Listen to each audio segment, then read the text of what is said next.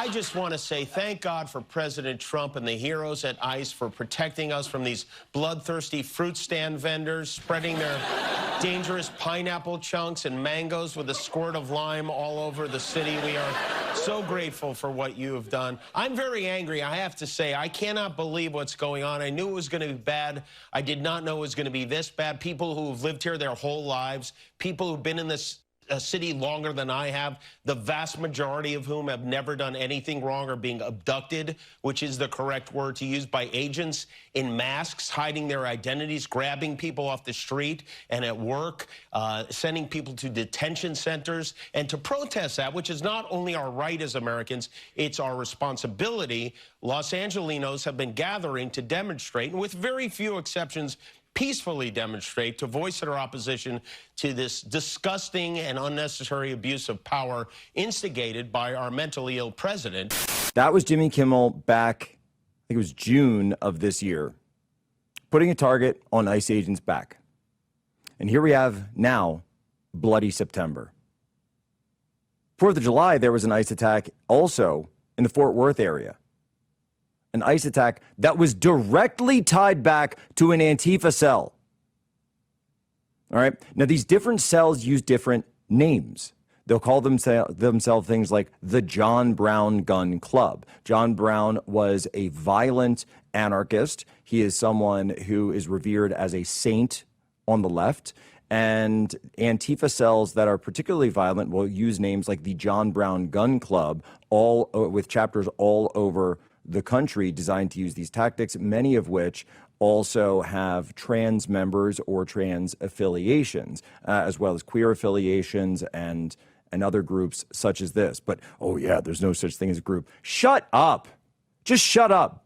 Oh, there's no group. Yes, I know. Anti-fascism is an ideology, just like radical Islam. Are you going to say there's no radical Islamic groups? I'm sick of it. Enough is enough.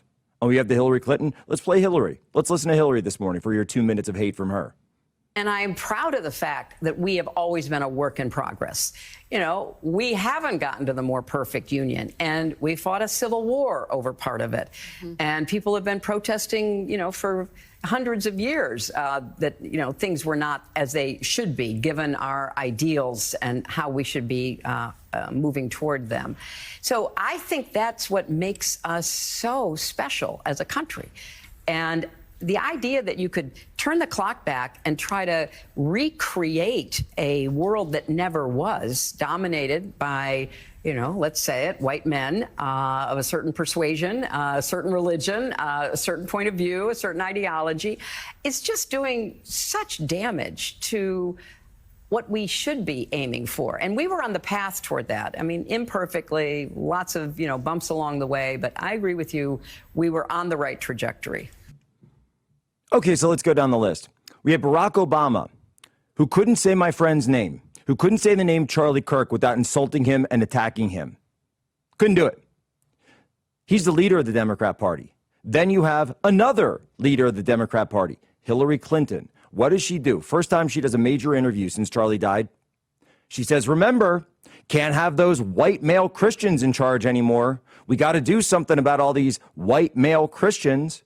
White male Christians, white male Christians. And she repeats it. She makes sure to repeat it. And you notice how she slightly changes her tone. I'm going to walk you through the tactics here a little bit. She slightly changes her tone to a tone of educating, but also a tone where it says, you, of course, agree. We all know. We all know. We all know it's the way, as of course, as you know, the white male Christians, you know, the whites, the males, people of a certain religion who used to be in charge in this country. Yeah, that's right. This used to be a Christian country. And that's what Charlie was fighting for, to return people back to Christ. And they have Hillary Clinton up there, MSNBC. We can't have that. We can't have that. They tell you. They just listen to them.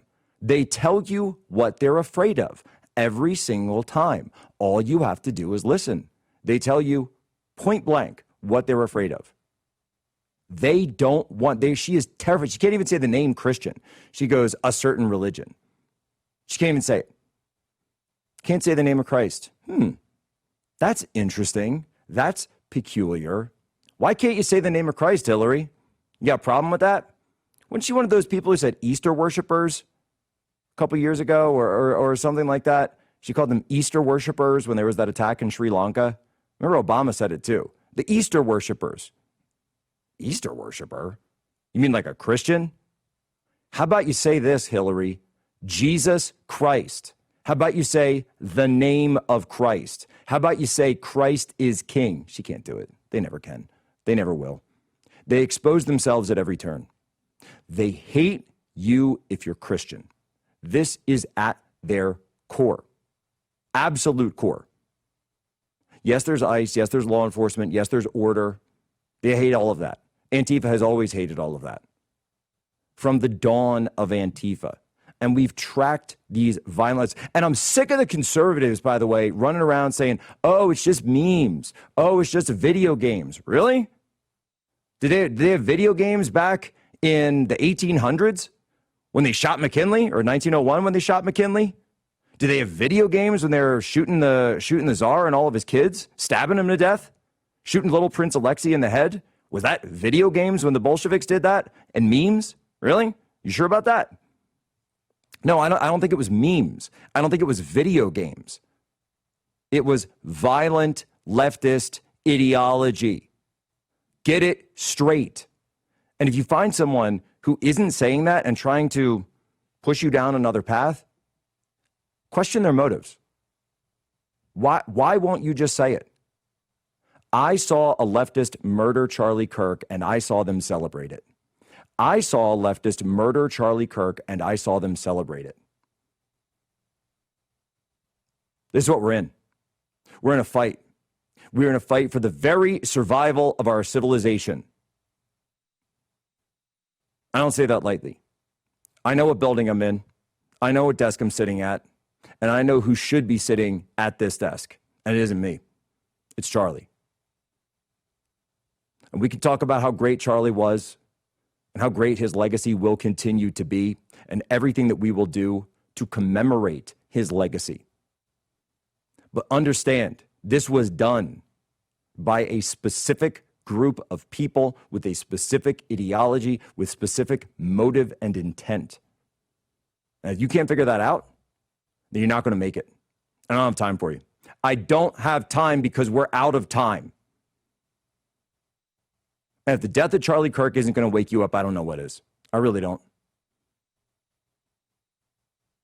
Full-on law enforcement response from a federal level. We've seen what they did. Go look at what they did after Jan 6. Go look what they did after COVID. Go look what they did to round up patriots back then. We know what the federal government looks like when they want to come down on something. We know exactly what it looks like. We just lived through it twice. So if you mean to sit there and tell me, oh, well, you know, the rules have been given, shut up. It's time to do what needs to be done to keep our people safe, to keep our children safe, to keep our law enforcement safe. It's really simple. And it's the same pattern every single time. So don't sit there for a second and give any attention or oxygen to the people saying it's not happening. It is. We are living through bloody September. And you go watch. Go turn on conservative media. Go look at social media. They won't even act like it's happening. They'll deny it. Yeah, I know the left is going to deny it. I know the media is going to deny it. But when are conservatives going to wake up? Because guess what? It doesn't matter how nice you are. It doesn't matter how polite you are. It doesn't matter how much tone policing you do. They'll kill you too.